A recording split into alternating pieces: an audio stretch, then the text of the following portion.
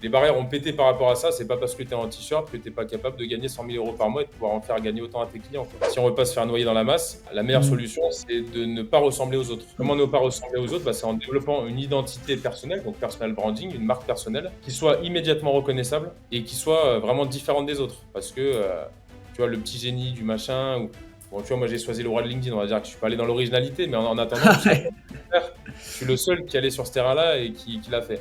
Il faut que ton Mmh. profil, quand on arrive dessus, on comprend immédiatement ce que tu fais. On n'a pas de doute. Aujourd'hui, j'en vois énormément qui viennent me voir en me disant: «Ah, mais regarde, ma bannière, elle est quand même pas si mal». Et finalement, en fait, tu regardes leur bannière et tu dis: «Mais moi, je sais pas ce que tu fais». Et en OK. fait, les gens sont persuadés: «Oui, mais parce que t'es pas allé voir mon site». Ah, mais j'ai pas que ça à faire d'aller voir ton site, en fait.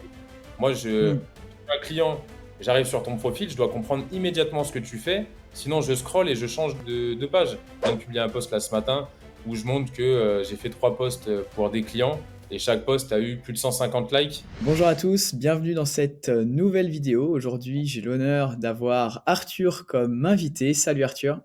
Salut, ça va bien? Tu vas bien, Julien? Ouais, au top, très bien. Très content de t'avoir sur la chaîne Learning Club pour pouvoir un petit peu échanger ensemble, que les personnes aussi apprennent à te connaître. Avant de commencer l'échange, est-ce que tu peux un petit peu te présenter succinctement qui tu es, ce que tu fais dans la vie, pour qu'on comprenne un petit peu qui tu es?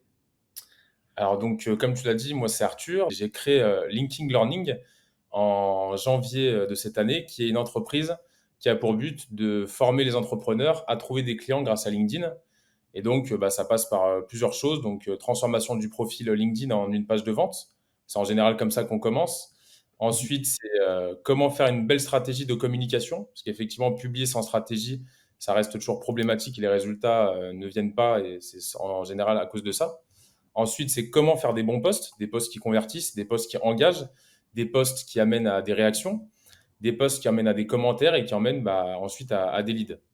Et Mhm. ensuite, terminer par tout ce qui est prospection. Donc, comment créer des belles listes de prospection qui soient des listes de prospects qualifiés et comment ensuite aller envoyer des messages à ces prospects pour les transformer en rendez-vous. Parce qu'effectivement, il y a beaucoup de méthodes, de techniques. Ça évolue aussi sans cesse.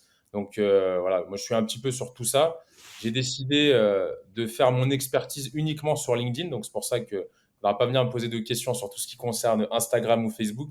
Simplement parce que je me suis dit que LinkedIn était déjà suffisamment complexe et j'ai Mhm. préféré en fait me focaliser uniquement sur un réseau que j'aime beaucoup, sur lequel je passe beaucoup de temps et où finalement je me suis dit que s'il y avait un réseau à choisir pour moi, c'était celui-là, quoi. Et donc, Ok. dernière chose que je peux dire par rapport à ça, c'est que voilà, je me suis un peu autoproclamé au départ le roi de LinkedIn. C'était un branding que j'ai choisi en me disant, bah, au moins ça me différenciera du reste. Mhm. Donc voilà, si vous voulez me retrouver, vous pouvez taper Arthur Yodenevier sur LinkedIn et vous me verrez avec la petite couronne sur la tête et ce sera moi. Ouais, on pourra en reparler tout à l'heure. C'est vrai que ça, c'est un point super important que tu viens de dire, OK. Et du coup, par rapport à ton, parcours un petit peu, est-ce que tu peux rapidement, le présenter? Avant, qu'est-ce que tu faisais avant de te lancer sur LinkedIn? Est-ce que tu as fait que ça? Si tu peux un peu m'en dire un peu plus, ça peut être intéressant. Alors, avant de me lancer sur LinkedIn, donc j'étais en études de marketing. J'ai eu un diplôme en management de la stratégie marketing et commerciale l'année dernière. Et à ce titre, j'étais en alternance en fait dans différentes boîtes. J'ai été dans une start-up au départ. C'est là que j'ai découvert qu'on pouvait finalement trouver des clients grâce à LinkedIn, pour la petite histoire. Parce qu'en fait, à la base, moi, je Mmh. viens de la prospection manuelle, enfin prospection Ah porte à ouais. porte. Donc Ah voilà, je ouais. faisais du tap-tap pour vendre des alarmes. Donc ça, c'était il y a au Waouh! moins 8 ans de ça, on va dire. Après, j'ai commencé à faire du phoning. Donc c'était pas Waouh! forcément, voilà, tu vois, c'était assez complexe, on va dire. Mmh Et mh. forcément, en fait, ce qui s'est passé, c'est que, quand j'ai découvert, en fait, qu'on pouvait trouver des clients grâce à LinkedIn, et je me suis dit: «Mais, c'est une petite dinguerie, c'est une révolution, en fait».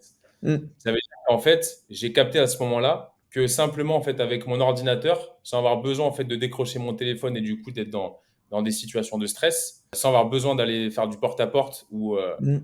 il faut avoir le cran quand même, hein, pour aller, taper Ah, chez c'est des dur, pros, hein. pour aller trouver des rendez-vous. Mmh. Donc si tu veux, il y a un moment, je me suis dit, si on peut trouver des clients comme ça, mais c'est vraiment une révolution, Mmh. quoi. De chez Donc toi, de ton ouais, canapé voilà, limite, tu peux gérer, et trouver des clients, quoi. exactement, Ouais. ouais. Et en fait, c'est là que je me suis dit: «Mais il y a forcément quelque chose que je dois développer par rapport à ça. Ça m'a plu, en fait. J'ai eu un vrai coup de cœur, en fait, pour cette méthode de prospection. Et bah, je me suis dit, je vais écrire un mémoire dessus, parce que vraiment, ça m'a branché. Et je me suis dit, bah tiens, est-ce que finalement LinkedIn ne serait pas en train de devenir le canal de vente du futur? Mmh. Donc, j'ai interviewé beaucoup de personnes qui avaient décidé d'utiliser LinkedIn comme leur canal de vente principal. Et quand j'ai interviewé ces personnes, je me suis rendu compte que bah, elles avaient en fait une science pour la réussite sur LinkedIn et que c'était pas en fait quelque chose qui pouvait s'apprendre comme ça d'un coup, quoi. Donc je me suis dit, il faut que je creuse le sujet. Et après, niveau background, à côté de ça, j'ai un master en droit, voilà pour la petite histoire aussi. J'ai un master OK. en droit. J'ai fait beaucoup de droit, tu vois, dans ma vie avant de me lancer dans le business, mais il y a un moment où l'appel du business était trop fort et j'ai pas pu résister en Mmh. fait. Ah, pour Donc, beaucoup, c'est ça, hein, au fur et à mesure, ils ouais. trouvent, on va dire, la passion justement de vouloir se lancer, enfin, ils souhaitent se lancer, beaucoup de personnes souhaitent se lancer. Ils ont du mal à sauter le pas, mais par contre, quand ils sautent le pas, c'est un gros kiff et c'est ça qui est super intéressant. Mais OK, un gros parcours quand même où tu avais pas mal de petites choses, mais quand même très orienté, sales, de base. Mais on va Ouais. dire que là, maintenant, tu utilises, LinkedIn comme Mhm. canal de prospection, d'acquisition, vraiment dans ton Mhm. cercle de enfin dans ton circuit de vente. OK, hyper Alors, intéressant. j'ai Ouais, oublié de pardon. préciser aussi, super important, que effectivement j'ai fait de l'alternance aussi. Donc Mmh. c'est quand j'ai fait mon alternance en fait du coup que j'ai découvert en fait mon premier patron enseignait sur LinkedIn en fait. J'étais professeur d'outils digitaux de prospection notamment. Donc c'est lui qui m'a un peu mis le pied à l'étrier. Mmh. Et après du coup je me suis perfectionné en travaillant pour lui. J'ai ensuite rejoint une autre boîte et là j'étais plutôt à la direction justement de la stratégie marketing et commerciale sur LinkedIn. Et Mmh. c'est à cette occasion-là donc j'ai commencé à former les premières personnes en fait. C'était des employés de OK. l'entreprise. Ah ouais. Et là, je me suis dit: «Ah ouais, en fait, ça me plaît trop de former des gens», j'avais jamais fait ça et puis je me suis découvert une nouvelle passion d'un coup, donc en plus de la vente, c'était la formation. Je me suis dit: «En fait, soit je reste un simple salarié dans une boîte qui va pas forcément m'amener loin dans mes ambitions, Mmh. soit il y a un moment où je fonde ma propre boîte et je décide en fait, de me donner un maximum pour aider les gens à progresser sur LinkedIn et à trouver des clients». Et du coup, bah, c'est ça OK. que j'ai choisi, quoi. Intéressant. OK, Voilà. hyper clair. Belle présentation. Super complète et au moins on comprend, beh, un peu mieux maintenant pourquoi tu t'es lancé sur LinkedIn, qu'est-ce que tu aimes dans LinkedIn et également un peu ton parcours aussi pro, que tu as pu mener. OK, question, numéro 2 maintenant, plutôt orientée cette fois-ci, beh, sur LinkedIn qui va répondre un petit peu au titre de cette, vidéo. Dans un premier temps, donc on est en 2024 à l'heure où on tourne cette vidéo. Est-ce que Mmh. selon toi, c'est intéressant de se lancer sur ce, réseau social professionnel ou pas du tout? Bah, c'est forcément intéressant. Il faut savoir une chose, c'est que si on fait, une tier list aujourd'hui, des réseaux sur lesquels ou des méthodes qui sont intéressantes d'utiliser pour trouver des clients, on va Mmh. trouver en tête de gondole, en tête de liste, l'emailing et LinkedIn. OK. Ouais. Heu, donc LinkedIn, effectivement, c'est devenu petit à petit, c'était pas forcément le cas au tout départ parce que, pendant très longtemps, LinkedIn, ça a été uniquement un endroit pour trouver, du travail. Il y a Mmh. certainement peut-être, nombreux d'entre vous qui peuvent, penser encore ça aujourd'hui. J'en rencontre Ouais. encore, qui pensent que LinkedIn, c'est uniquement, pour trouver, du Ah de boulot. ouf, hein. À l'école, on t'apprend que ça. Allez, quand Et tu ouais, je me rappelais, on me disait que ça. LinkedIn, c'est bien pour que tu trouves du travail. Pas du c'est tout. vrai. Bah, tu vois, j'étais en classe, là, je donnais des cours aussi à des étudiants, donc pareil, j'ai oublié d'en parler, mais parce que je fais beaucoup de trucs. Donc, Mmh. voilà, je suis professeur, dans des écoles aussi, où j'enseigne par rapport à LinkedIn et les étudiants, pareil, première chose quand je leur ai demandé: «Pour vous, à quoi sert LinkedIn?» Bah, les 90 c'était à trouver du travail, quoi. Mmh. Donc après, ils savaient que comme je m'étais présenté en disant que j'arrive à trouver des clients grâce à LinkedIn, bah, ils m'ont dit: «Bah oui, pour trouver des clients aussi». Mais naturellement, c'est pas quelque chose qui vient de base, quoi. Mmh, mmh mh. Ah, Donc c'est oui, sûr. effectivement, LinkedIn, c'est aujourd'hui, un incontournable. Alors c'est un incontournable en B2B, ça, il y a aucun doute là-dessus. On va dire que les rares branches où en fait, après, ça va être en termes de secteur d'activité. C'est-à-dire Mmh mh. qu'effectivement, il y a des secteurs d'activité pour lesquels ce sera pas pertinent d'être sur LinkedIn parce OK. que tes clients ne se trouveront pas sur la plateforme, en fait. Ils seront pas forcément actifs. Tu as des professions, je vais parler, par exemple, tu vois, des professions agricoles, les Ouais. professions de mécanique. Il y a quoi d'autre encore? Il y a Mmh. aussi tout ce qui est dans le milieu médical, tu vois, où ils sont pas encore trop sur, C'est vrai. LinkedIn. Après, tu vois, je me permets de te couper. Ouais, Moi, j'ai un pote à moi, il est, tu vois, dans la carrosserie et exactement, bah, comme tu viens de dire, c'est vrai que pour aller trouver du business et cetera, carrossier, tu me dis LinkedIn, pas grand intérêt. Mais par contre, en termes d'opportunités professionnelles, donc quand en fait les chasseurs de tête sont tous sur LinkedIn, ah bah, si tu as un compte LinkedIn qui était dans la mécanique ou même des métiers comme, dans l'agricole ou autre, franchement, je pense que tu as moyen. Enfin, lui, il reçoit énormément de demandes. Il doit en recevoir à peu près une par mois. Donc, ouais. en fait, c'est énormément, je pense, pour Encore, trouver du c'est pas mal. travail. Pour trouver du Comment? travail. Pour Ouais, trouver du trouver du travail.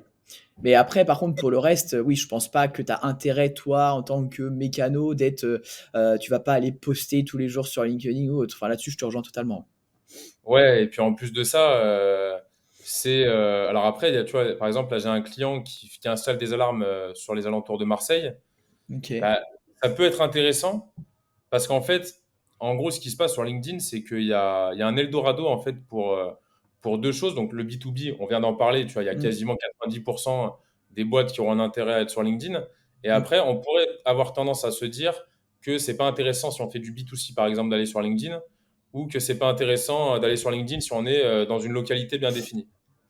Et bah, en fait, la réalité, c'est qu'en fait, c'est le contraire. C'est que il y a tellement de personnes en fait aujourd'hui qui s'emparent de ça qu'en fait, il y a comme un espèce de boulevard, un Eldorado, comme je le disais, pour ce type de business-là, qui ne sont pas mm. encore représentés. C'est-à-dire que C'est vrai. euh, tu prends quelqu'un qui habite justement, bah, comme mon client, tu vois, sur les alentours de Marseille. Tu lui fais un branding qui reprend les codes de Marseille, par exemple, qui parle aux Marseillais, tu vois, quelque chose de vraiment, on va dire, localisé dans le branding. Tu vas les cibler des Marseillais, des personnes qui habitent aux alentours de Marseille, mais apparemment, ils me disaient qu'ils s'appellent tous Marseillais là-bas, même s'ils habitent aux alentours, tu vois.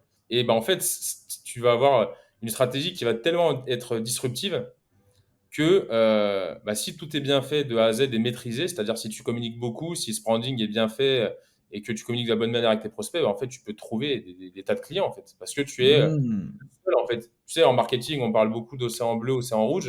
Et mm, ben là, quand tu décides à faire ça, tu te retrouves totalement dans un océan bleu, quoi. mm, mm. Ouais, c'est vrai.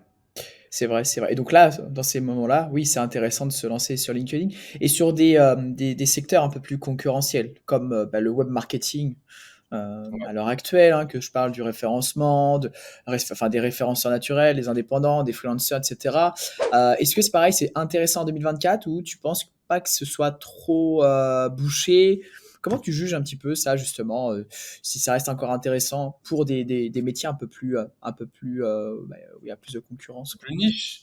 Bah, Ouais. en fait, effectivement, tu sais, c'est des métiers qui sont très concurrentiels, comme tu l'as dit.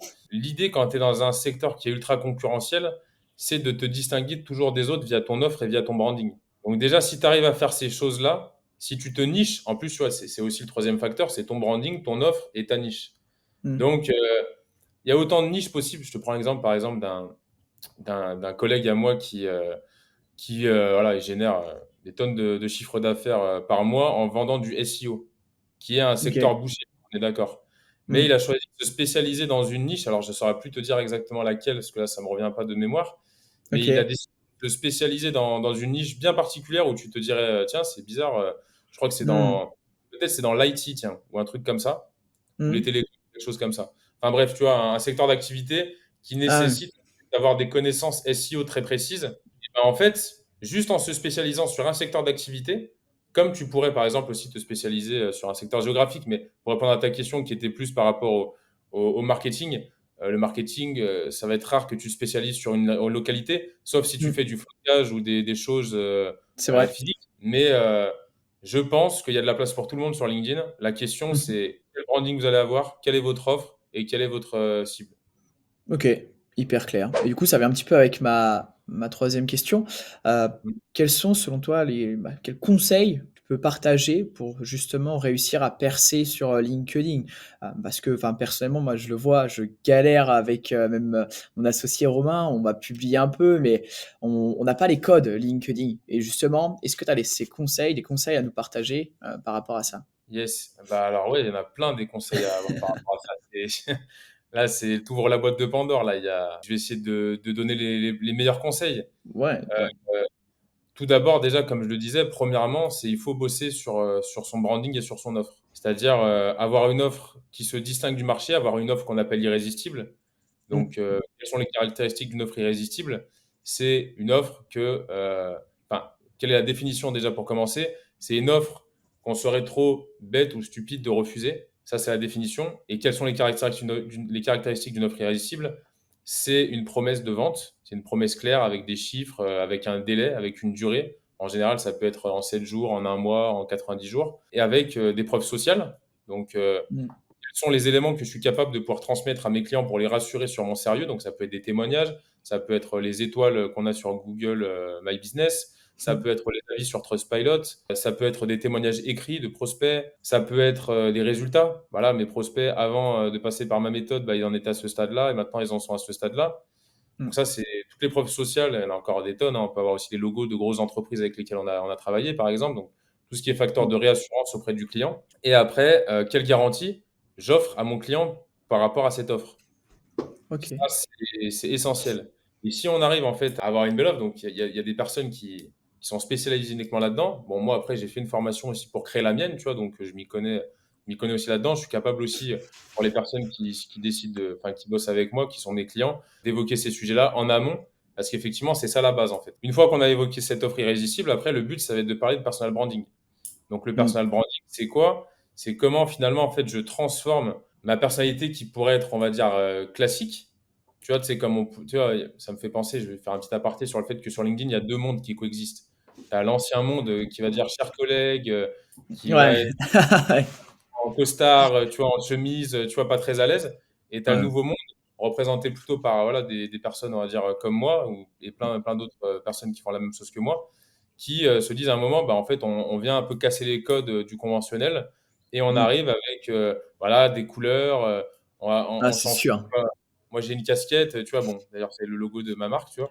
Mais tu vois, je veux dire, de la même manière que tu vois, là, on est en t-shirt ou en polo, tu vois, il y a Mmh. peut-être 10 ans en arrière, on se serait dit, mais c'est Ah, qui c'est Cyril? sûr.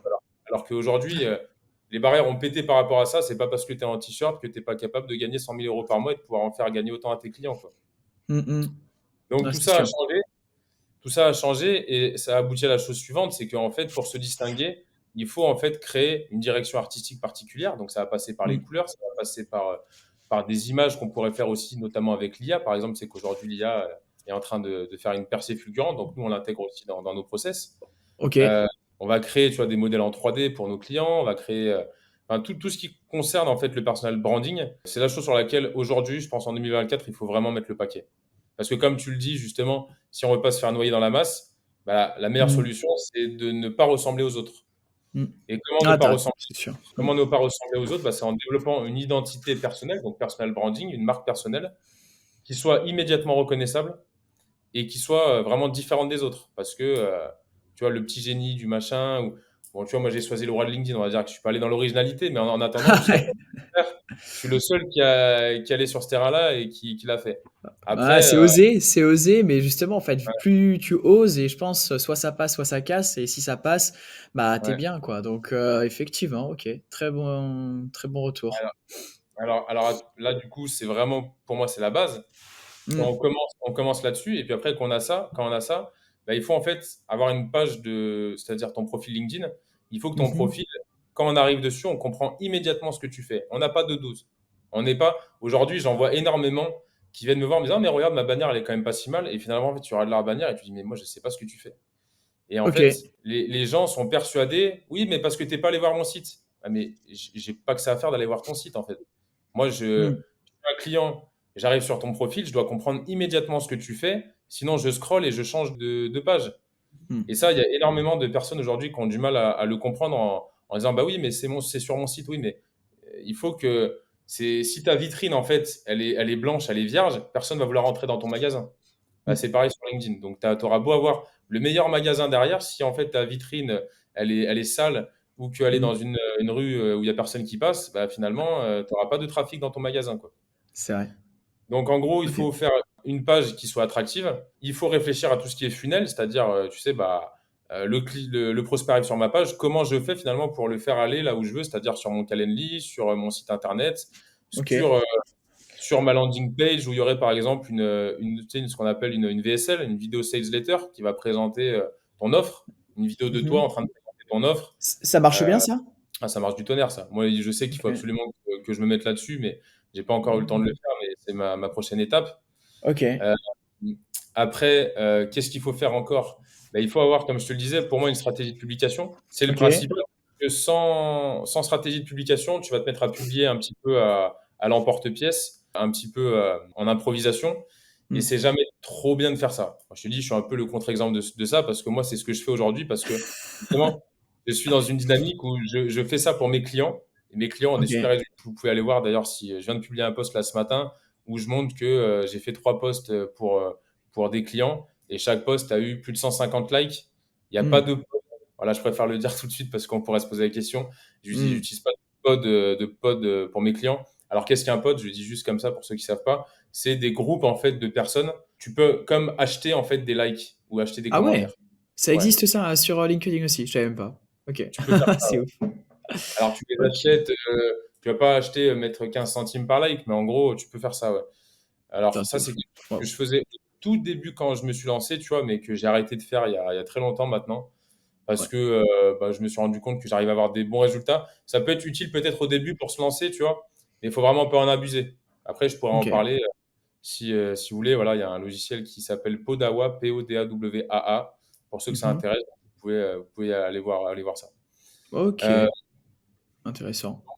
On mettra Stratégie ça en de commentaire. stratégie de communication, je rentre pas trop dans le détail parce que sinon on pourrait y passer des heures. Ouais. Mais il y a 2 stratégies en fait aujourd'hui qui sont emblématiques. Il y a Tofu, Mofu, Bofu et la stratégie parcours d'achat. Et ces stratégies-là, en fait, bah, il faut arriver à savoir quelle bonne stratégie adopter par rapport à son business. Donc ça aussi, c'est déjà le but de réfléchir par rapport à cette stratégie-là. Et dès qu'on a Mmh. cette stratégie-là, bah, après, c'est la régularité dans les publications, l'art du copywriting, donc c'est-à-dire comment on écrit un post pour engager. Mmh. Ça, beaucoup de personnes qui ne savent pas comment le faire. Il y a comment on raconte une belle histoire pour en faire quelque chose à succès, ou donc dans le cas du storytelling, ou comment en fait, dans le cadre du parcours d'achat, comment on élève progressivement le niveau de conscience de nos prospects du stade zéro où ils n'ont même pas conscience de leurs problèmes jusqu'à ce qu'ils aient conscience des mauvaises solutions qui existent pour répondre à ce problème, de la bonne solution et qu'ils comprennent que vous êtes l'incarnation de la meilleure solution. Voilà, pour aller vite. Mmh. Donc, il y a du copywriting, comme je viens de te dire, et puis après, bah, c'est LinkedIn est un réseau social, donc c'est comment vous allez interagir avec les autres sur le réseau, les Mmh. commentaires, est-ce que vous allez cibler des bonnes Mmh. personnes pour poser des bonnes questions, pour faire vivre. Et puis après, bah, tu t'en doutes, il y a tout le volet prospection, quoi. Et là, Mmh. c'est quelle stratégie de prospection je mets en place pour trouver des clients. Et là, bah, il y a une stratégie toute simple qui est, on va dire, tellement classique qu'il faut juste en fait réfléchir un tout petit peu pour la trouver. Mais c'est qu'en fait, bah, tous tes prospects, c'est simple, ils se trouvent sous tes posts, parce que sous tes posts peuvent se trouver tes prospects, sous les personnes qui viennent liker ton profil peuvent se trouver tes prospects, ceux qui viennent Mmh. visiter ton profil. Et enfin, pour terminer, c'est les outils de prospection automatisés que tu vas pouvoir mettre en place aussi. Je pense que peut-être tu as peut-être entendu parler de Wallaxy ou d'autres logiciels du Mmh. genre. Alors, il y en a qui disent qu'il ne faut pas les utiliser. Moi, Mmh. je recommande de les utiliser, mais vraiment avec parcimonie. En gros, c'est tout ça, c'est tout cet écosystème que je viens de vous décrire qui fait que si tout ça est réussi, eh ben effectivement, on peut percer sur LinkedIn. Voilà. OK, hyper clair. Super complet, belle réponse, franchement hyper intéressant et c'est vrai qu'on pourrait en parler pendant des heures de tout l'aspect, Ouais. publication, communication et tout ça, mais tu as fait un super beau résumé. Par rapport à tes clients, justement, est-ce que tu peux nous partager des, avant-après? C'est-à-dire, beh, concrètement, ce que tu as apporté, par rapport à à toi, à ta connaissance, ton expertise. Si tu peux, présenter peut-être, quelques stratégies que tu as pu mener, si Ouais. c'est possible de les partager et ça pourra peut-être aider, certains justement à se lancer un peu sur LinkedIn ou du moins aller, tester, 2-3 choses. Bah ouais, déjà, tout simplement, premièrement, moi, au départ, quand je me suis lancé, c'était beaucoup, tu vois, des transformations de profil. Donc, j'ai OK. fait beaucoup de avant-après où on voit des profils très classiques avec des photos, tout ce qu'il y a de plus classique avec des bannières très simplifiées. Mmh. Et comment, en fait, j'ai transformé le profil d'un point de vue déjà physique de ces personnes-là avec une promesse forte, avec des mots forts, avec un titre impactant, etc., Mmh. etc. Déjà, ça a eu un impact sur mes clients certains parce que ça leur a rajouté de la crédibilité, de la notoriété, ça leur a rajouté du trafic aussi sur leur profil. C'est de toute manière, c'est toujours la première pierre quand on veut se lancer, quoi. Ensuite, après, en termes de résultats purs, c'est-à-dire en termes d'impression, par exemple, par rapport au post, ce qui est les Ouais. réactions. Quand je publie pour mes clients, Je tourne, on va dire, en moyenne aux alentours des 50 likes par publication OK. et une vingtaine de commentaires. Sachant que, bah, par exemple, là, comme je te le disais, le post que j'ai publié aujourd'hui, donc on est le 7 juin, donc vous pourrez aller Mmh. voir, scroller sur mon profil. Je viens de publier un post qui indique justement que en 3 posts, j'ai eu 640 réactions pour un prospect. Je le regarde, je crois que c'est 230 commentaires, un truc comme ça, un truc de fou, quoi. Ouais, c'est pas mal. Tout ça grâce au storytelling, à l'art du storytelling qui est, je pense, une des OK. compétences que je maîtrise le plus aussi. Et donc, ouais, ça, toute cette visibilité-là, finalement, ne sert pas à rien parce qu'après, elle déclenche bah, des appels, elle déclenche des rendez-vous. Et donc, on va dire qu'en moyenne, il y a une courbe de progression en fait quand je bosse avec mes clients. C'est-à-dire qu'au départ, alors par exemple, tiens, j'ai une belle histoire à raconter par rapport à ça. J'ai un client avec lequel, là, bah, on pourra incruster justement des images de cet Mmh. accompagnement que j'ai fait avec lui. Un client que j'ai accompagné qui vend alors des trucs en plus qui sont pas forcément faciles à vendre pour vous donner une idée. C'est des prestations en fait avec des panneaux lumineux où il va en fait aller voir des mairies, c'est des panneaux où il y a des dalles lumineuses qui servent en fait à soit développer les réflexes, soit faire des jeux avec des OK. ballons, par exemple. Donc un OK. truc vraiment très, très spécifique et événementiel. Ultra Ouais, niché par contre, ouais. ultra niché. Il cible les mairies, il cible les salles de sport pour faire Mmh. des événements un petit peu originaux et il cible aussi les entreprises pour faire des événements collectifs pour la cohésion dans les entreprises. Et lui, donc, on avait passé donc 9 heures ensemble, tu vois, parce que j'ai une prestation qui dure 9 heures. Donc, soit elle dure 9 heures d'un seul coup, soit c'est en 2 fois 4h30. Plusieurs fois. OK. Mais lui, il avait eu le mental. Moi, j'ai toujours le mental, donc il n'y a pas de problème. C'est plutôt mes clients qui, après, choisissent s'ils préparent en une fois ou en deux fois. Mais du coup, on s'était vu pendant 9 heures. Et à la fin, OK. on avait lancé du coup Alaxi. Donc, on avait fait ses listes de prospects. Et là, il commence en fait à écrire des messages de prospection. Là, je le coach en direct. Je dis non, non, fais pas ça. C'est pas comme ça qu'il faut faire. Parce qu'il commençait, elle est un peu en mode bourrin, à trop parler de ses services. Donc, je corrige tous ces messages. Et OK. la magie, c'est que bah, il me rappelle une demi-heure après, il me dit putain, j'ai décroché deux rendez-vous, quoi.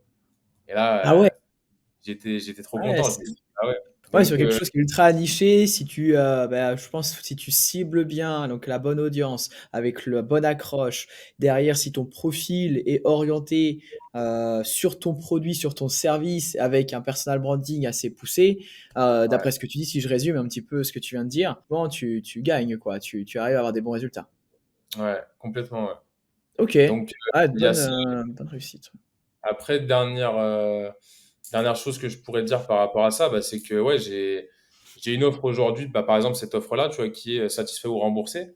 Parce qu'en fait, Mmh. j'ai que des clients qui sont satisfaits, en fait. C'est pas au départ, je me suis dit, je vais la faire satisfait ou remboursé. Mais à un moment, je me suis rendu compte que mes clients étaient tellement satisfaits et qu'ils étaient même, en fait, les résultats qu'ils avaient dépassé leurs attentes, qu'au final, je me suis dit, bah, ça me coûte rien, en fait, de la faire satisfait ou remboursé parce que de toute Ah, trop manière, bien. je sais que, voilà. Donc, Ah, c'est très fort ça. OK, donc donc là, ça c'est super, ça me paraît super clair. Est-ce que tu aurais des conseils, également pour justement ou des techniques pour aller générer du lead cette fois-ci, en fait? Est-ce que tu as une stratégie pour aller générer du lead? Est-ce que tu as un tunnel de vente, par exemple, type que monsieur tout le monde qui regarde la vidéo, peut mettre en place facilement? Donc ouais. là, tu parlais tout à l'heure de Wallaxy, que tu connectes Wallaxy sur le profil et ensuite comment ça se passe à ce sujet? Est-ce que tu as 2-3 petits, exemples de tunnels justement, qui peuvent être intéressants à partager? Alors pour moi, ouais, le tunnel le plus simple, on peut toujours aller vers le plus complexe, tu vois, on peut toujours faire des trucs qui sont plus compliqués. Ouais. Quand j'accompagne mes clients, en général, c'est pas des clients sur lesquels je vais pouvoir tout travailler de fond en comble le tunnel parce que ça demande un boulot monstre. Parce que Mmh. si tu veux créer de la complexité, c'est-à-dire que si tu crées une landing page, bah, il faut créer ta landing page. Mmh. Si tu veux créer par exemple une landing page avec une ressource gratuite, bah, il faut créer et la landing page et la ressource Et la gratuite. ressource gratuite, ouais. Donc après, bah, forcément, ça peut monter. Moi, pour l'instant, c'est vrai que je suis encore en train de réfléchir. En fait, si tu veux, je suis un peu à la croisée des chemins par rapport à ça, par rapport à toutes mes offres, lesquelles je vais garder, sur lesquelles je vais m'axer principalement. Mais si tu pars en fait sur le funnel de vente qui est le plus simple et le plus classique Mmh. du monde, sans parler, je vais parler juste avant de l'évoquer d'un funnel duquel on entend souvent parler, qui, je pense, marche. Moi, personnellement, je ne l'ai pas expérimenté plus que ça, mais je vais en parler quand même parce que je pense que ça peut marcher dans certaines conditions. C'est, tu sais, c'est Mmh. le funnel via webinaire. Donc, tu as ce funnel-là via webinar dont parlent beaucoup d'experts LinkedIn, Mmh. qui en fait, pourquoi en fait je vous le conseille pas non plus? C'est parce que c'est un funnel qui prend énormément de temps en fait à construire. Et moi, en fait, aujourd'hui, les clients que j'accompagne, c'est des clients qui veulent avoir des résultats rapidement sans y passer trop de temps. Donc, en fait, j'applique, tu sais, la loi de Pareto du 80-20. Mmh. Donc, on va dire que tous les tunnels qui sont trop complexes, effectivement, je les bannis dans un premier temps pour mes clients. Ils peuvent ensuite, peut-être, dans un deuxième temps, s'orienter vers ça. On va dire que Mmh. quand ils viennent me voir, en général, ils ont ni landing page, ils ont ni ressources, ils ont ni de webinaire préparé. Et tout ça, préparer un webinaire, plus le temps de faire la pub, de faire des Ah, communications, c'est long, hein.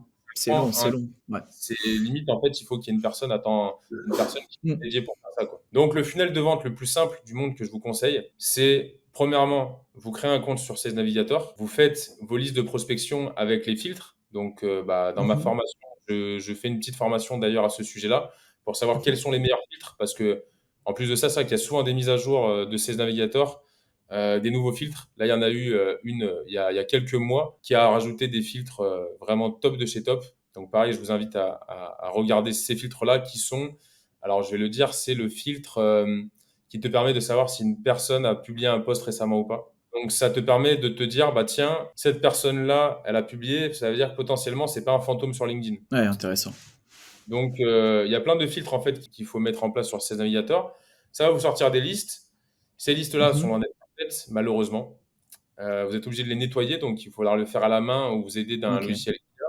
Je sais que Wallaxy, justement, vient de développer aussi une nouvelle fonctionnalité sur son logiciel pour faire du nettoyage de listes que j'ai Mmh. pas encore testé, donc je peux pas vous dire si ça fonctionne bien ou pas, mais à tester justement. Donc une fois que vous avez vos listes qui sont nettoyées, là, ce que vous allez faire, c'est que vous allez en fait vous servir de Wallaxy. Donc s'il y en a qui regardent la vidéo, même s'ils n'achètent pas ma formation ou quoi que ce soit, ils pourront retrouver, tu vois, dans peut-être le lien de la vidéo, un Ouais, bonus le lien ou autre, bien sûr. pour avoir un essai gratuit. C'est un logiciel qui va vous permettre le plus simplement du monde, avec une interface le plus claire possible, de pouvoir faire en automatique tout ce qui vous prend du temps au quotidien. C'est-à-dire, en fait, vous savez, sur LinkedIn, on est limité à 200 invitations par semaine. Ces 200 invitations-là, donc on a tous un plafond de verre, hein. C'est pour ça que si vous êtes indépendant, il faut absolument vous lancer sur LinkedIn parce que vous allez avoir le même plafond de verre que n'importe quelle entreprise ou n'importe quelle personne. En fait, on est tous égaux sur LinkedIn. Il y a pas de, c'est pas parce qu'on paye plus qu'on va avoir plus de visibilité. C'est pas parce que on est quelqu'un d'important qu'on aura plus de visibilité aussi. Donc, on est tous égaux sur LinkedIn. Ça, c'est peut-être la plus belle phrase du jour, je dirais. Le message philosophique de l'interview, tu vois. En gros, donc une fois que vous avez vos listes, vous allez vous servir de Wallaxy pour automatiser tout ce qui va être aller visiter les profils de vos prospects, aller suivre ces prospects et aller les Mmh. ajouter. Ça, déjà, si vous faites ça en automatique, là, vous êtes bon. Ça, je le recommande de le faire à n'importe quel business. Peu importe le business où vous êtes, ce sera toujours bien de faire ça. Parce que il y a ce plafond de verre qui fait que bah, il n'y a rien de plus rébarbatif que d'aller visiter des profils à la main pour les ajouter, sauf si vous avez le Mmh. temps, bien sûr. Mais je m'adresse à des entrepreneurs en général qui n'ont pas trop le temps de faire ces choses-là. Donc, ça, je le recommande à 100%. C'est au moins d'utiliser Wallaxy pour faire cette chose-là. Après, ce que je recommande pas à 100%, parce qu'après, ça va dépendre des business, mais ça va être d'utiliser le premier message en automatique. Donc, effectivement, les outils de prospection IA n'ont pas forcément bonne presse. Moi, ça m'arrive hein, de me faire un peu jeter en message parce qu'on me dit, tiens, mais tu me prospectes avec un outil. Donc, déjà, tu n'as pas nettoyé, t'as pas fait attention parce que tu as mal nettoyé ta liste. Donc, ça va vous arriver aussi. Hein. Même si sur une liste de 1000 prospects, c'est très compliqué d'arriver à avoir une liste qui soit nettoyée à 100%. Par exemple, tu auras beau mettre tous les filtres que tu veux sur ces navigateurs, tu auras toujours un petit étudiant qui va se glisser, tu sais pas comment il est passé entre les mailles du filet. Ouais. Tu as essayé de nettoyer au maximum ce que tu pouvais, mais tu as toujours un petit couac comme ça. Bon, bah, ça arrive. Mais une fois que vous avez ça, bah, après, le but, c'est d'envoyer un premier message qui soit percutant. Là, il y a plusieurs écoles, tu vois. Il y a l'école des personnes qui vont dire, bah, tiens, il faut utiliser l'intelligence artificielle pour aller Mmh. scanner la page du prospect. C'est des outils qui existent, que j'utilise OK. pas personnellement encore, parce que il faut savoir une chose, c'est que il y a des nouveautés qui sortent tout le temps, tout le temps, tout le Mmh. temps. Ce qui se peut, ça veut très bien dire que dans un mois, par exemple, il y aura un nouveau truc qui va sortir et tu vois, qui va encore bouleverser, briser les codes du marché. Peut-être même moi, change la manière, et c'est toujours comme ça. Moi, je suis toujours en veille sur tout ce qui se passe, mais change la manière de travailler, quoi, tout simplement. C'est que par exemple, tu as des bots aujourd'hui qui peuvent prospecter à ta place, par exemple. Mais bon, c'est encore au stade, c'est pas encore un stade optimal. Dans très peu de temps, on en parlera tout à l'heure quand on abordera l'IA. Mmh. Mais il y a des chances que voilà, il y a des métiers qui finissent par disparaître de ce côté-là. Mais bon, je reviens sur le funnel parce que du coup, je m'écarte un peu du sujet. Mmh, ouais. Le funnel le plus efficace, c'est celui-là, c'est prospecter via Wallaxy en automatique avec un message simple pour inviter en fait à rentrer en connaissance. Donc ça, c'est plutôt la méthode que j'utilise. C'est un message simple qui invite simplement à rentrer en connexion avec le prospect. Ou éventuellement, on peut lui dire on va pouvoir aborder tel ou tel sujet s'il en a envie. Par exemple, moi, LinkedIn, lui donner quelques conseils, par exemple. Mmh. Et c'est tout en fait. Et après, à partir de là, un deuxième message qui peut être donc ce qu'on appelle un follow-up, tu sais, c'est les messages quand ton prospect te répond pas. Ouais. Et là, moi, je fais un follow-up très classique. C'est OK. voilà, vous m'avez pas répondu, j'espère que tout va bien, ou vous êtes peut-être passé à côté de mon message, ou voilà, en une phrase, OK. pas plus compliqué que ça. Mmh mh, Faut mmh. pas surcharger le prospect. Et après, on peut aussi faire un dernier follow-up qui va être de mettre un GIF, tu vois, un truc tout simple, un petit GIF comme OK. ça. Et ah OK, trop bien. Ouais, voilà, tu vois, il y a des petites astuces comme ça qui sont vraiment simples. Et après, une fois que vous avez ça, bah, dès que la personne elle va répondre, bah, après, la stratégie, ça va être de l'amener progressivement à la prise de rendez-vous, tout simplement. Et tu vois, du coup, bah, dans ma formation, je montre concrètement sur mon ordinateur des exemples, en fait, de discussions que j'ai eues avec des prospects, des exemples de messages, ce type de choses-là, ouais. Mmh. OK, ultra clair. Ouais, c'est pas mal. C'est pas Et mal, c'est pas mal. après, Nous, c'est vrai qu'on l'avait utilisé Wallaxy. À l'époque, c'était ouais, Prospectine, je me rappelle, et on ouais, avait ouais, eu des bons retours, mais c'est juste qu'on nettoyait pas les bases de données. Donc, en fait, c'est exactement comme tu as pu le citer tout à l'heure, on envoyait des fois des messages à des étudiants et tout. Et ouais, je crois que même LinkedIn le voit un peu quand tu spammes trop. Moi, je crois que j'étais monté à 6000 contacts sur mon LinkedIn et limite, des fois, je publiais des choses sur mon feed et c'était pas vu en fait. Enfin, limite, j'étais mis de côté, j'étais un peu banni de LinkedIn. Donc c'est vrai que mmh, c'est Wallaxy, c'est vrai que ça m'a un peu refroidi, mais parce que enfin moi j'y allais en mode barbare quoi. Clairement, c'est à l'époque de Prospectine. Là maintenant, je mmh, sais qu'il y a eu justement les 200 ajouts, les 200 connexions par semaine. Il y a eu pas mal de changements. C'est vrai que faudrait que je réessaye un jour en ciblant beaucoup plus l'audience et avec des messages plus personnalisés et avec de l'humain en fait qui est beaucoup plus mis en avant et moins de l'automatisation de partout quoi. ouais, parce que la clé, c'est vraiment de tisser du lien. Et si je peux Mm. terminer là-dessus, c'est tisser du lien jusqu'à un moment où tu sens que la personne en face, elle commence en fait à te poser des questions. Et là, c'est vraiment dire, bon, bah, je vois que tu te poses des questions, bah, viens, on prend rendez-vous, ce sera plus simple. Mm. Et Ouais, non, là, c'est clair. uniquement à ce moment-là, lui balancer le lien de la prise de rendez-vous et ne pas le faire avant, sinon, effectivement, bah, ça fait pas naturel, quoi. Mm, mm. Ouais, c'est clair. Ok, hyper C'est comme intéressant, quand, merci. tu sais, c'est Ouais. comme quand tu rencontres un client dans la rue, par exemple, à l'époque, des cartes de visite, parce que ça commence à devenir un truc de dinosaure maintenant. Mais tu sais, quand on faisait encore ça, bon, ça arrive encore de le faire, mais tu vas pas donner ta carte de visite direct quand tu rencontres la personne. Tu le donnes Mm. à la fin quand tu t'en vas. Bah, considérer que sur LinkedIn, c'est la même chose. Ouais, c'est clair.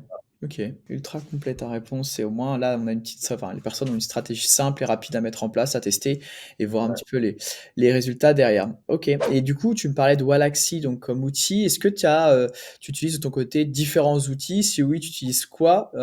Et puis également, bah, la place de l'IA dans ton quotidien. Ça peut être aussi assez intéressant de partager ça. Alors moi, j'utilise un autre outil principalement, et encore ça dépend. Pour des posts assez simples, je vais utiliser un outil qui s'appelle Magic Post, qui est un outil IA, qui Ok. permet en fait avec un simple brouillon en fait de pouvoir rédiger des posts à ta place. Et c'est Ah plutôt bien oui. fait parce que tu peux en fait dire au logiciel, bah, je veux que les posts soient du vouvoiement, je veux qu'il y ait soit pas, soit un peu, soit beaucoup d'émojis. Je veux que le ton soit formel ou je veux que ce soit. Tu peux Ok. vraiment de paramètres, tu peux dire voilà, je veux que ce soit un post coup de gueule par exemple, je veux que ce soit un post inspirant, je veux que ce soit un post qui va être une liste de conseils. Et après, donc tu fais juste ton brouillon et en fait, le logiciel va te générer les posts à ta place. Et la petite nouveauté Ok. qui est sortie, Pas mal. ouais, non, c'est vraiment pas mal, ouais. Et il y a une petite nouveauté super sympa, tu sais, qui est sortie il y a juste quelques jours en plus, c'est fou. Je m'en suis Ok. rendu compte quand j'étais en train de donner des cours à mes élèves justement et j'ai halluciné. Je vois une petite nouvelle fonctionnalité, je me dis, tiens, c'est quoi? Et en fait, c'est qu'ils ont rajouté la possibilité de pouvoir changer 3 fois la phrase d'accroche du post. Et Ok. jusque-là, la faiblesse de ce logiciel, c'était justement que les phrases d'accroche pouvaient ne pas être au top. Tu sais, la phrase d'accroche, c'est 80% du succès d'un post avec le visuel, hein. Le 20%, c'est le reste, quoi. Mais on va dire, le Ok. rythme, ça va être ça. Donc, ils ont pris connaissance du fait que justement, les phrases d'accroche pouvaient ne pas être réussies tout de suite du premier coup. Et c'est trop bien. Maintenant, tu as quatre phrases d'accroche différentes. Donc, sur les quatre, j'ai toujours eu des super résultats avec. Mais bon, Après, c'est magique, ça s'appelle Magic Post, mais il faut quand même retravailler dessus, quoi. Mmh. Donc, le Oui, une but, c'est repasse à faire. ouais, non, faut surtout pas le laisser tel quel, ouais. OK, donc ça, c'est ton premier outil. Tu en as d'autres à partager? Il y a un autre outil que je connais, que j'utilise pas encore, spécialement parce que je suis pas convaincu à 100, mais ça OK. peut être super intéressant pour faire des tests. Tu sais, quand on parle de quelle est la meilleure heure pour publier, par exemple. Mmh. Bah, il y a un logiciel qui s'appelle LinkTime, Linktime, que j'ai téléchargé effectivement, donc il pourrait, là, si je clique dessus, me dire il va me dire, en fait, en statistique, quand les personnes qui sont mes abonnés se connectent le plus à LinkedIn, sont le plus actifs. Ah ouais, pas mal ça. Donc c'est vraiment Au pas moins, mal tu parce sais que, à quelle heure se connecte la personne, enfin tes contacts et donc derrière, ça te permet d'aller programmer des posts selon justement les heures de connexion de tes contacts. OK, ça c'est pas et mal. exactement. Et là, par Link exemple, time, tu vois, OK. moi, là, je vois que, par exemple, sur, vendredi et bah, Mmh. finalement, il me semble que là où j'ai le plus de personnes qui sont connectées, c'est aux alentours des, 10-11 heures.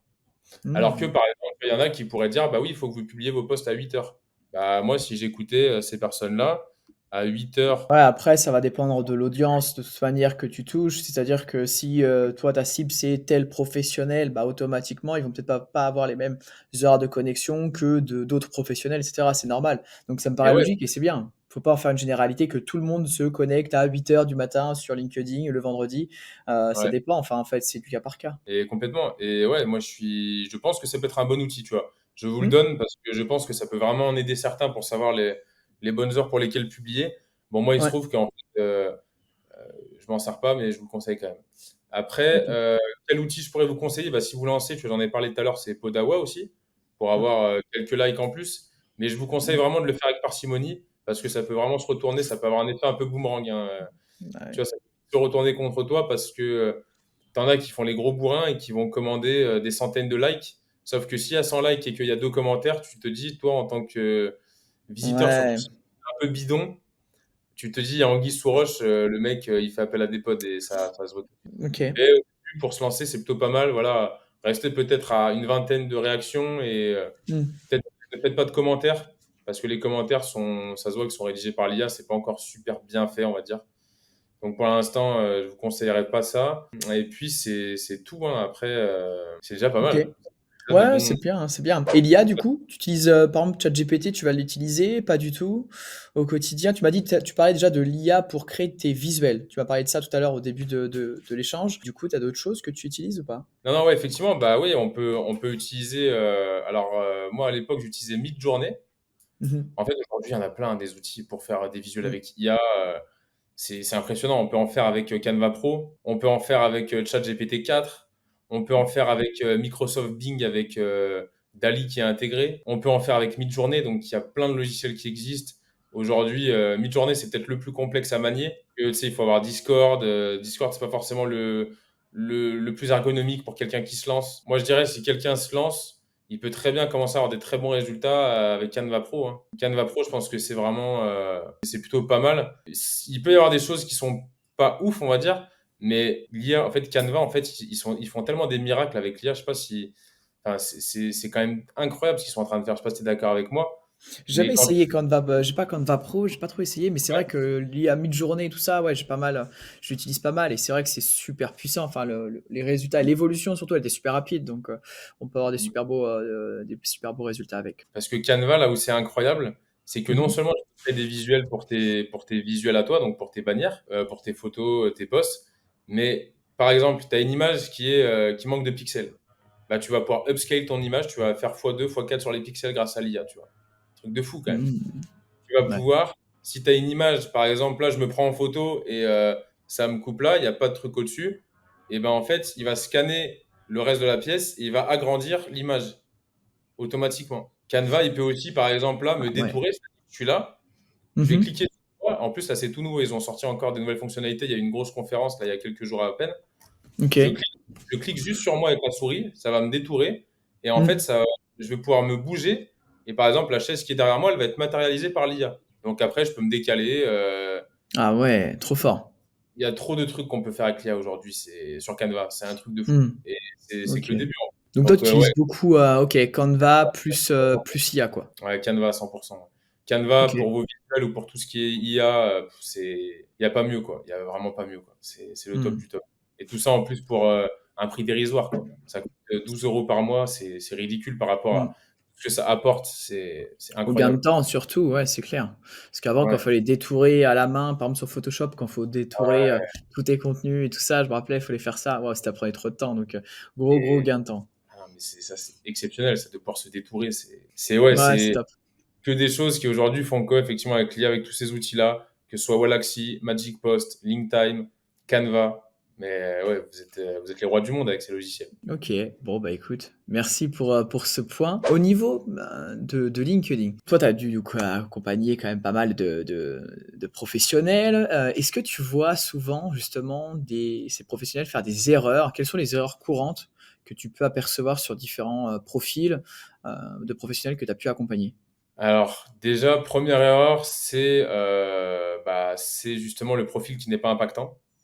C'est Mmh, quand tu arrives sur un profil et que tu comprends pas ce que la personne fait. Comme je te le disais tout à l'heure, première erreur, c'est le professionnel qui va croire qu'une personne va arriver sur son profil et aller cliquer d'elle-même sur son site internet ou se renseigner sur mmh, elle, qui n'arrive jamais, quoi, ou très peu. Si ça mmh, arrive, ça veut dire que tu as déjà une marque qui est suffisamment connue et quelque part, si tu es suffisamment connu et que ton branding il est pas terrible, pour ton image de mmh. marque, c'est donc Ouais, dans tous les cas, il y a aucun cas de figure, vraiment aucun, où c'est inutile d'avoir un bon branding et une page de vente claire, déjà. Ensuite, deuxième erreur, ça c'est peut-être la pire erreur, je trouve. C'est les pros qui vont justement se servir de l'IA, mais qui vont mmh, le faire sans aucune modification. C'est-à-dire, en fait, ils vont balancer leur brouillon dans le chat GPT, ils vont copier le chat GPT, ils vont mettre dans leur post et ils vont cliquer sur publier. Et ça, mmh, quand tu vois ça, bah forcément, au bout d'un moment, tu vois, on est habitué parce que le 3.5, c'est la version gratuite.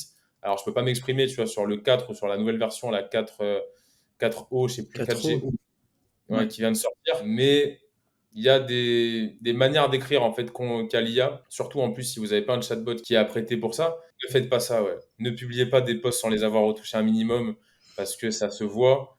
Et tu sais bien que les likes des personnes, c'est des likes un petit peu, voilà, juste de soutien, peut-être un peu hypocrite, mais tout le monde s'en rend compte, quoi. Donc ça, c'est vraiment la deuxième plus grosse erreur que je vois. Troisième erreur que je dirais même de confrère à moi, je pense, bah, c'est de sous-estimer la puissance de l'IA. Je pense Mmh. que Wallaxy, par exemple, si on le maîtrise bien, c'est une erreur, c'est une énorme erreur de pas s'en servir parce que à la main, tu pourras rarement en fait remplacer l'IA, sauf à perdre une journée de taf ou alors à sous-traiter ça à quelqu'un et que ça te reviendrait 3 fois plus cher ou 5 fois plus Mmh. cher.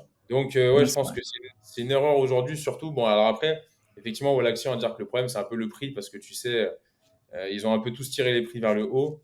Ouais. Euh, Mmh mh. tous, hein, tous ceux qui se sont lancés, même voilà, des offres à 10 euros, 20 euros, très rapidement, ça passe à 50 euros. Bon, voilà, si vous prenez l'abonnement sur un an, ça passe à moins de 600 euros, ouais, à peu près 600 euros. Donc, ça fait Mmh. du 56 euros par 50, mois. ouais. Ah, faut être sûr que tu sois rentable, quoi, parce que 600 €, faut ouais, d'abord tu testes, je pense, sur 1 ou 2 mois. Tu vois un petit peu si, je pense, tu trouves tu obtiens des premiers rendez-vous et si c'est le cas, alors OK, là, tu peux aller plus loin. Mais c'est vrai que quelqu'un qui se lance, par exemple, en freelance, je pense à ça, qui a pas trop d'argent à investir, déjà dans sa prospection, dans son tunnel, ça peut être un énorme budget, quoi. Donc, au début, je pense, ouais, tu dois peut-être un peu galérer, tu vas faire ça à la main, au pire et puis après tu vas rapidement tester peut-être 1 ou 2 mois des Ouais, outils que tu as pu citer. Et là, après, OK, si ça marche, tu peux scaler, quoi. il peut tester du coup gratuitement Wallaxy avec le code que Mmh, tu vas mettre en description.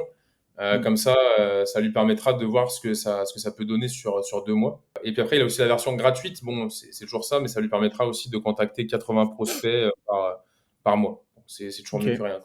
Ouais, c'est clair.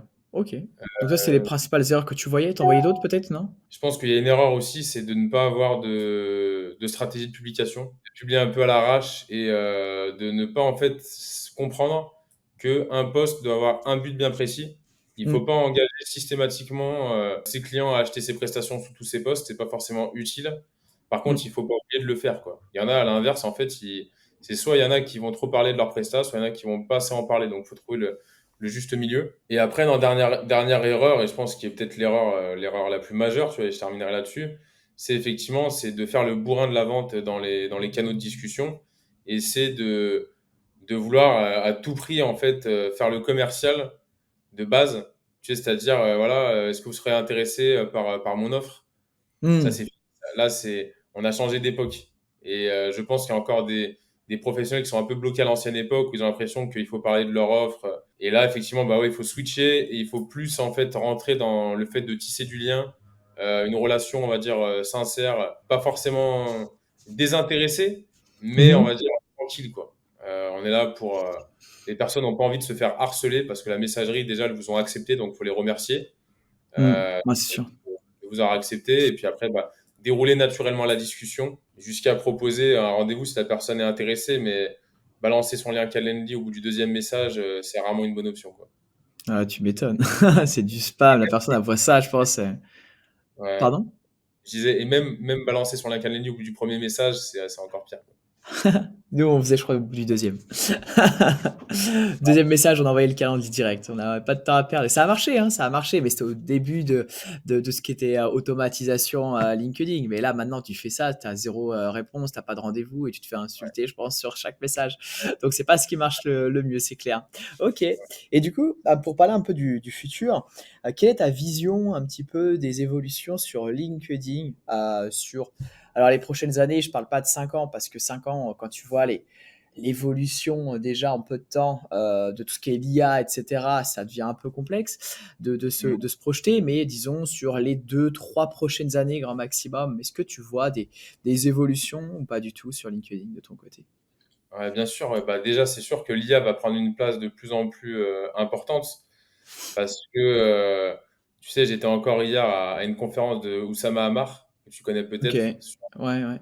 qui parlait de ça et qui disait qu'en gros, bah, bientôt, il y aura une fracture, en fait, c'est entre les personnes qui auront intégré l'IA dans leur business et celles qui ne l'auront pas Hmm, intégré pour automatiser ce qui est automatisable. Tout n'est pas ouais, automatisable, mais tout ce qui peut être automatisé devrait l'être hmm, si c'est bien fait, quoi.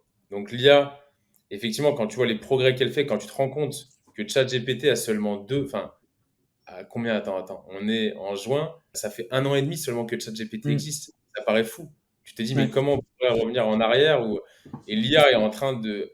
C'est tellement énorme ce qui est en train de se passer que moi, je pense que dans 2, 3 ans, déjà, tout ce qui concerne le setting sera, je pense, remplacé par des robots, par des bots. hmm, Il y aura plus besoin de setters parce que les logiciels seront tellement au point que ce serait se tirer une balle dans le pied. En fait, pour 100 euros par mois ou 50 euros par mois, vous allez pouvoir avoir un bot au lieu de payer ouais, 500 euros quelqu'un. hmm, Donc en ouais, fait, c'est vrai. on arrive, si tu veux, dans une époque, que ce soit sur LinkedIn ou autre, mais où le freelance, le salariat va devenir, enfin le freelance va complètement, à mon avis, évincer le salariat d'ici une Hmm, dizaine, voire une vingtaine d'années, parce que les possibilités pour que chacun gagne de l'argent à son compte sans avoir besoin de suivre les directives d'un patron deviennent de plus en plus accessibles ah mais oui. Hmm, pour une majorité de gens en fait. Donc c'est fabuleux en fait. On est en train de vivre une époque de dingue.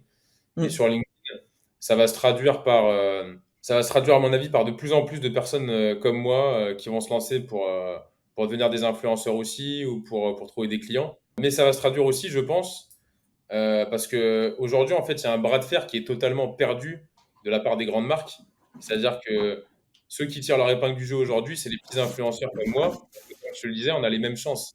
C'est-à-dire hmm, que je travaille pour Coca-Cola ou que je travaille pour la petite supérette du coin, sur LinkedIn, de base, on est égalité, quoi. ouais, Donc, c'est vrai. je pense que ce bras de fer-là, il va totalement, en fait, à un moment, se rééquilibrer en faveur, enfin, au moins, peut-être pas en faveur, mais au moins au milieu, Hmm, avec les grandes entreprises. ok. C'est-à-dire que les grosses, je pense, c'est ce qui est en train d'arriver un peu aux States là en ce moment. Donc, si ça arrive aux States, ça va finir par arriver chez nous à un moment.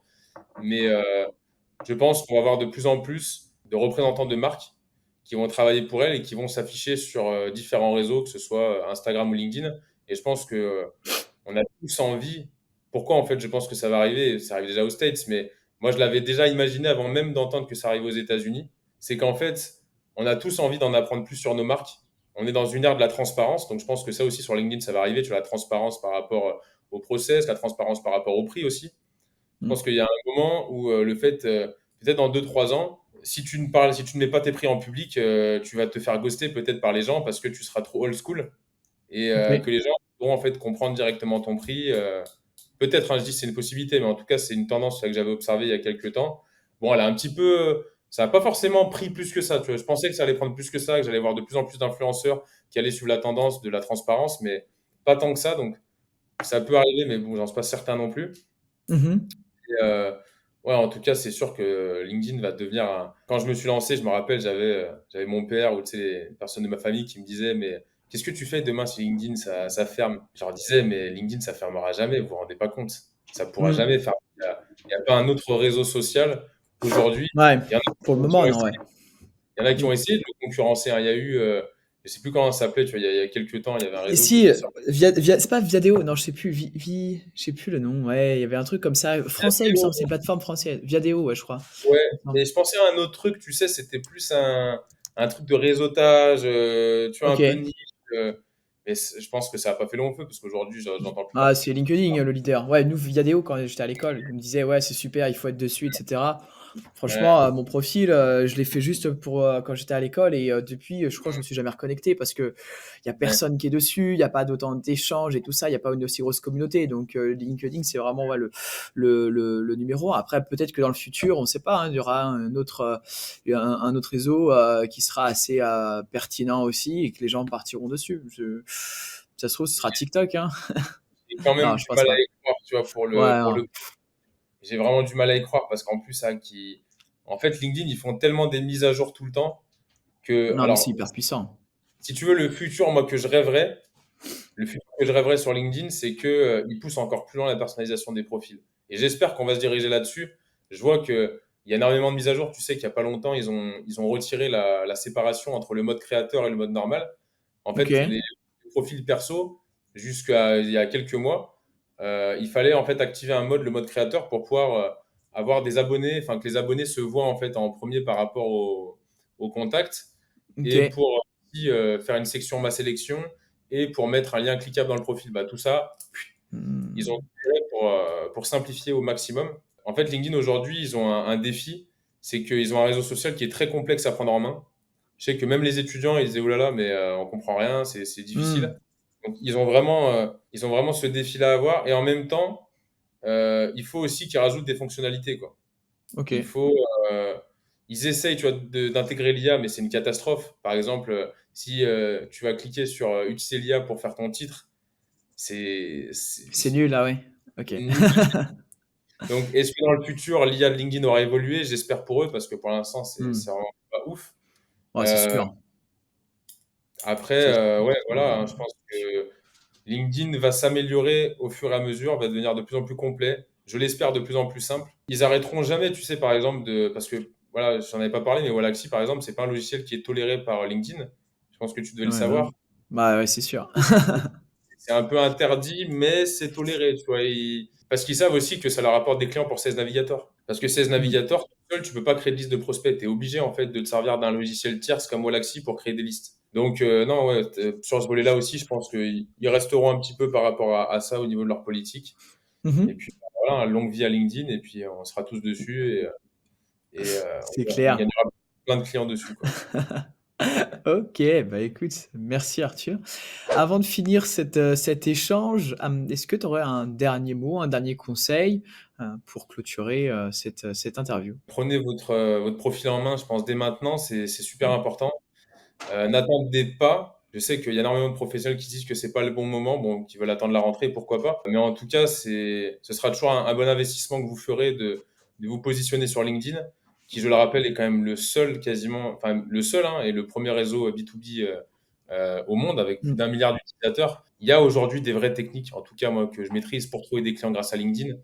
Donc, bah, n'hésitez pas à vraiment faire le pas, ne pas rester en fait dans l'attente. Je pense qu'il y a un moment où effectivement, il faut passer à l'action. Et bah, moi, en tout cas, si vous voulez avoir des conseils et que je vous aide par rapport à ça, bah, vous savez que vous pouvez compter sur moi. Et Trop bah, je suis bien. là pour vous aider sur cette approche avec la Mhm. formation qu'on a fait ensemble à l'Orniclub. Et puis, si vous voulez aller encore plus loin, bah, n'hésitez pas aussi à me contacter. J'ai des offres pour aller encore plus loin ensemble. Ok, génial. Bon, bah écoute, merci beaucoup Arthur. Merci de ta dispo, merci de l'échange. Et puis on Ouais. mettra les infos dans la description de cette vidéo. Si elle vous a plu, n'hésitez pas à vous liker, la partager et vous abonner. À très bientôt. Salut! Merci à toi. Salut Juliane.